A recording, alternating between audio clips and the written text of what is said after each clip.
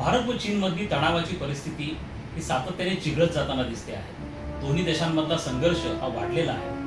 पूर्व लडाखमध्ये विशेष करून गलवान खोऱ्यामध्ये आणि पेंगॉंग त्सो या क्षेत्रामध्ये दोन्ही देशांदरम्यान युद्ध सदृश परिस्थिती ही आता निर्माण झालेली आहे। परंतु दोन्ही देशांदरम्यान युद्ध होणार का, तर त्याचं उत्तर आहे युद्ध होणार नाही। परंतु हा जो तणाव वाढतो आहे या तणावातून मार्ग काढण्यासाठी दोन्ही देशांदरम्यान लष्करी पातळीवरती आणि राजनैतिक पातळीवरती चर्चा चालू आहे आणि या चर्चांना काही प्रमाणात का होईना यश येताना दिसतात। नुकतंच भारत व चीन यांच्यामध्ये लष्करी अधिकारी पातळीवरची एक चर्चा पार पडली आणि त्यामध्ये दोन्ही देशांनी हे मान्य केलं की ते पेंगॉंग त्सो असेल किंवा गलवानचं खोरं असेल, इथनं म्युच्युअली डिसएंगेज व्हायला म्हणजे तिथनं आपलं सैन्य काढून घ्यायला तयार आहे। त्यामुळे काही प्रमाणात का होईना या चर्चांना यश येत आहे असं आपल्याला म्हणावं लागेल। त्याचप्रमाणे भारताचे परराष्ट्र मंत्री एस जयशंकर आणि चीनचे परराष्ट्र मंत्री वँग यी यांची देखील नुकतीच एक चर्चा पार पडलेली आहे आणि त्याच्यातनं देखील रशियाने मध्यस्थी केल्यामुळे कुठेतरी एक याच्यातनं यशाचा सूर निघेल की काय अशा प्रकारची परिस्थिती ही निर्माण झालेली आहे। त्यामुळे एक गोष्ट तर नक्कीच आहे की भारत व चीन मध्ये युद्ध होणार नाही। मात्र आता काही महत्वाचे प्रश्न उपस्थित होत आहेत। जर युद्ध करायचंच नव्हतं चीनला, तर मग चीनने 15 जूनला भारतीय सैन्यांवरती अशा प्रकारचा हल्ला का केला? त्याचप्रमाणे चीनने गलवान खोऱ्यामध्ये असेल किंवा जो पेंगॉंग त्सो नावाचा जो क्षेत्र आहे त्या ठिकाणी सैन्याची कुमक का वाढवली, त्या ठिकाणी मोठ्या प्रमाणावरती बंकर्स असतील, ऑब्झर्वेशन पोस्ट या का तयार केल्या, हा एक अत्यंत महत्वाचा प्रश्न आहे। त्याचप्रमाणे जरी चीनने हे मान्य केलेलं असलं की आम्ही सैन्य काढून घेऊ असं असलं तरी खरंच चीन आपल्या वचनाला जागेल का? खरंच चीन सैन्य मागे काढून घेईल का? कारण जो नुकतीच लष्करी पातळीवरची जी चर्चा झाली हा सेकंड राऊंड होता, म्हणजेच यापूर्वी 6 जूनला भारत व चीन यांच्यामधल्या लष्करी अधिकारी पातळीवरची पहिली चर्चा झाली होती आणि या चर्चेमध्ये चीनने हे मान्य केलेलं होतं की आम्ही तात्काळ इथनं 1 किलोमीटर पर्यंत सैन्य माघारी घेऊ। परंतु 15 जूनला चीनने भारतीय सैन्यांवरती हल्ला केला, ज्यामध्ये आपले 20 जवान जे आहेत ते शहीद झाले।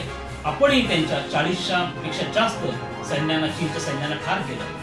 मग चीनवरती आपण विश्वास ठेवायचा का, हा एक अत्यंत महत्वाचा प्रश्न आहे। कारण चीनने आता जरी मान्य केलेलं असलं की आम्ही शांततापूर्ण मार्गाने डिसएंगेज होऊ, डिसएंगेजमेंटची प्रोसेस आम्ही सुरू करू, तिथं सैन्य काढून घेऊ, असं असलं तरी चीनवरती आपल्याला विश्वास ठेवता येणार। मुळात आता प्रश्न निर्माण होतो की चीनने गलवान खोरं आणि पेंगॉंग त्सो यामध्ये एवढ्या मोठ्या प्रमाणावरती आपली सैन्याची कुमक का वाढवली, तिथं का लक्ष केंद्रित केलं, या मागचं उत्तर प्रथमतः आपण पाहिलं पाहिजे आहे।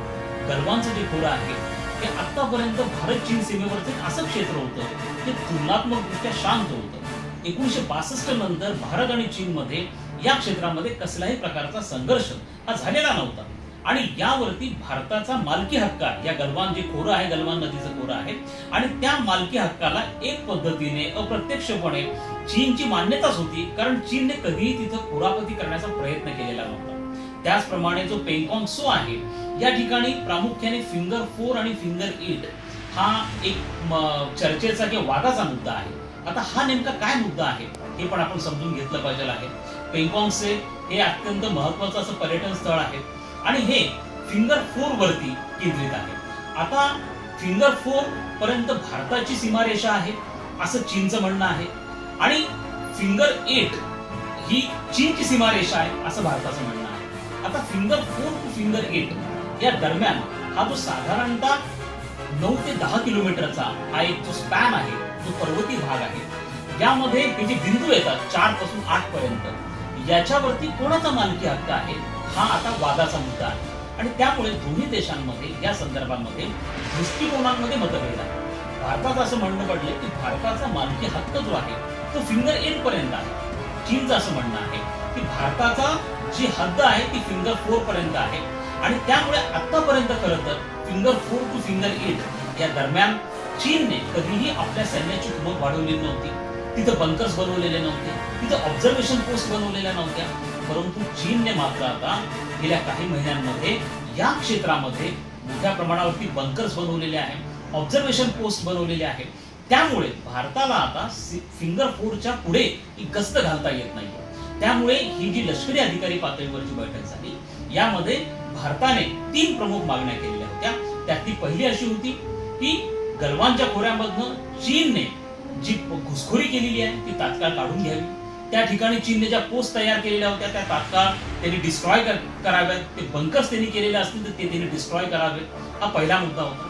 दुसरं म्हणजे फिंगर 4 पर्यंत जे चीनचं आता सैन्य येऊन थांबलेलं आहे, चीनने तिथे सैन्याची कुमक वाढवलेली आहे आणि विशेष म्हणजे तिथे ज्या पोस्ट चीनने बांधलेल्या आहेत, ऑब्झर्वेशन पोस्ट तयार केल्या आहेत, बंकर्स बांधलेले आहेत, हे तात्काळ त्यांनी विड्रॉ करावं तिथं. त्यामुळे फिंगर 8 पर्यंत चीनने विड्रॉ करावं, अशा प्रकारची दुसरी मागणी होती. आणि तिसरी होती की एप्रिल महिन्यामध्ये जी स्थिती पेंगॉंग लेक मध्ये होती किंवा पेंगॉंग सो मध्ये होती आणि गलवानच्या खोऱ्यामध्ये होती, ती स्थिती कायम ठेवायची, ज्याला रिस्टोरेशन ऑफ स्टेटस को असं. अशा 3 मागण्या भारताने मान्य केल्या होत्या आणि या तिन्ही मागण्या चीनने मान्य केल्या, अशा प्रकारचं वृत्त हे बाहेर आलेलं आहे. आता मुख्य प्रश्न असा निर्माण होतो की जर चीनने इतकं विचारपूर्वक जर तिथं मोठ्या प्रमाणावरती सैन्याची कुमक वाढवली असेल, बंकर्स तयार केले असतील, ऑब्झर्वेशन पोस्ट तयार केले असतील, तर चीन हा इतक्या सहजपणे आपलं सैन्य तिथं माघारी घेईल का? हा एक अत्यंत मोठा आणि महत्वाचा प्रश्न आहे. आणि जर चीनला सैन्य माघारी घ्यायचं होतं तर मग 15 जूनचा जो गंभीर आणि भीषण हल्ला तो चीनने केलेला होता, खरं तर हा हल्ला म्हणजे एक प्रकारचा युद्ध गुन्हा होता. भारताच्या पाठीत खंजूर खुपसण्यासारखा हा प्रकार होता. कारण दोन्ही देशांदरम्यान चर्चा चालू होती आणि चर्चा चाललेली असताना अशा पद्धतीने चीनकडनं धोका केला गेला. त्यामुळे आता जरी राजनैतिक पातळीवरची चर्चा झाली किंवा लष्करी पातळीवरची चर्चा झाली आणि चीन जरी म्हणत असला की आम्ही इथनं विड्रॉ करतो, इथं सैन्य माघारी घेतो, तरी खरंच चीन करेल का, यावरती फार मोठा प्रश्नचिन्ह आहे. आणि मला असं वाटतं की भारताने त्यावरती अजिबात विश्वास ठेवायला नको किंवा आपण अजिबात गाफील राहता कामा नये. कारण चीनचं एकूणच जर आपण युद्धनीती पाहिली तर चीन हा नेहमी शत्रू राष्ट्राला गाफील ठेवतो आणि मग नंतर हल्ला करणारा अशा प्रकारचा चीन आहे. आणि ज्या वेळेला चीन एखाद्या भूप्रदेशावरती दावा करतो त्यावेळेला तिथं लवकर आपला मालकी हक्क हा चीन सोडत नाही. हा चीनच्या युद्ध रणनीतीचा भाग आहे. त्यामुळे भारताने या भागामध्ये ज्या पद्धतीचं कन्स्ट्रक्शन बांधकाम सुरू केलेलं आहे, विशेष म्हणजे आपण जो लेह ते दौलत बेग ओल्डी हा 255 किलोमीटरचा जो रोड आपण आता बांधतो आहोत, तो साधारणतः त्याचं 90% काम पूर्ण झालेलं आहे. तो 2021 पर्यंत हा रोड बांधून पूर्ण होणार आहे आणि त्याच्यावरती चीनचं प्रामुख्याने ऑब्जेक्शन आहे. चीन असं, कारण चीनला याची कल्पना आहे की हा जर रोड बांधून तयार झाला तर अत्यंत शॉर्ट नोटीसला भारतीय सैन्य हे पूर्व लडाखमध्ये सीमेवरती येऊ शकतं आणि आपण चीनची 2 हात करू शकतो. त्यामुळे चीनला त्याच्यावरती ऑब्जेक्शन आहे. आणि हा जो मोठा मार्ग आहे यामुळे भारताला काराकोरम हायवे जो आहे त्याच्याशी आपल्याला, काराकोरम पास जो आपण ज्याला म्हणतो, त्याच्याशी आपल्याला कनेक्ट करता येणार आहे. आणि चीनला जो गलवान खोऱ्यावरती आपलं वर्चस्व पाहिजे आहे ते प्रामुख्याने हेच गलवान खोरं आहे जे गिलगिट बाल्टिस्तानला कनेक्ट करतं, त्याचप्रमाणे चायना पाकिस्तान इकॉनॉमिक कॉरिडॉरला कनेक्ट करतं. त्यामुळे चीनचं लक्ष या गलवान खोऱ्यावरती अधिक आहे. त्यामुळे सध्या दोन्ही देशांदरम्यान चर्चा जरी चालू असली तरी तणाव हा कमालीचा आहे. चीनने मान्य केलेलं असलं आम्ही विड्रॉ करणार, तरी चीनने अजूनही डिसएंगेजमेंटची जी प्रोसेस आहे ती स्टार्ट केलेली नव्हती. 2017 मध्ये 2 देशांदरम्यान जो दोघलांचा संघर्ष झाला होता तो 73 दिवस चाललेला होता आणि आता देखील चीन इतक्या सहजासहजी विड्रॉ करेल असं वाटत नाही. परंतु चीन युद्धाची देखील हिंमत करणार नाही, कारण चीन हा आता आंतरराष्ट्रीय पातळीवरती कोरोनाच्या प्रश्नावरनं कमालीचा अडचणीत सापडलेला आहे. त्याचप्रमाणे चीनचे भारताप्रमाणे जसा सीमावाद चालू आहे तसा त्यांचा तैवान बरोबर, हाँगकाँग बरोबर, दक्षिण चीन समुद्रात इंडोनेशिया, व्हिएतनाम बरोबर आणि तसंच जपान बरोबर देखील वाद चालू आहे.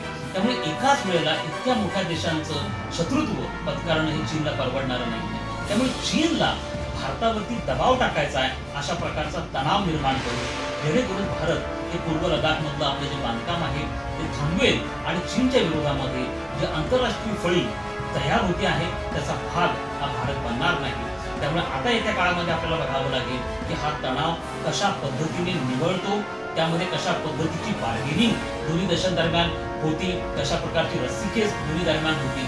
मात्र सध्या तरी दोन्ही देशांदरम्यान कमालीची तणावाची परिस्थिती आहे असं आपल्याला म्हणावं.